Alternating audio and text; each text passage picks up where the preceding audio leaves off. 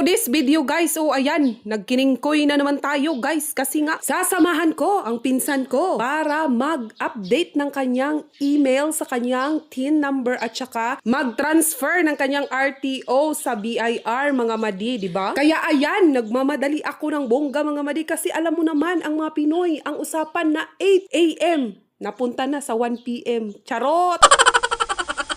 Pero talagang legit to mga madi sa mga Pinoy, mga madi. Pinoy na nga ang mga ilong natin. Pinoy pa tayo pagdating sa time. So, ayan na nga. Nagpipiling Power Rangers na naman tayo dito na side. So, ayan, humarurot na ako papunta Octavio, mga madi. Para naman, mahabol ko ang usapang 8 AM at baka mabigwasan na naman ako ni V. Alam mo namang, sa dami kong kaartihan sa katawan, ayan, nagfi-feeling-feeling, model-modelan na naman tayo, day. Hindi ko alam na nakatingin pala si V sa akin na nagmodel-model ako sa labas, kaya ayun, tinawag niya ako para magkape, para mahimasmasan man lang ang aking katawan. So, ayan guys, aalis na kaming dalawa.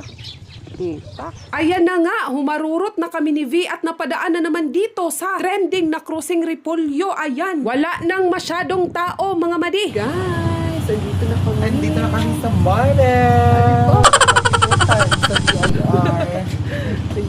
Nasa gilid lang tayo mga madi para antayin si V na matapos sa kanyang transaction dito mga madi. Nang maisip ko na kailangan ko rin palang i-update ang email ko sa aking TIN number at i-transfer ang aking RTO dito sa Coronadal kasi ang address ko is sa Jensan. Kapag daw taga Pulumulok ka, kailangan mong i-transfer ang iyong RTO dito sa Coronadal kasi taga South Cotabato ka. Kaya ayun, nagbadali akong pumila at kukuha na rin ako ng ID kasi nawala ko yung TIN ID ko mga madi. Hindi ko inaasahan na makikita ko ang aking best friend noon sa tinatrabahuan kong review center sa Jensan. Si Budik, hindi ko talaga ito makakalimutan kasi siya ang laging nagdadala sa akin ng ulam kapag wala tayong ulam sa review noon. Tinutulungan pa tayo nito noon na magbuhat ng ating pinamiling mga pambenta sa tindahan sa review center. Samantalang ngayon, pagka-perfect na ng trabaho. Habang nagsisekretary kasi ako noon sa isang CPA review center sa Jensan, inagbibenta din ako ng mga chichirya, tubig at juice para may extra income. Ayan na nga,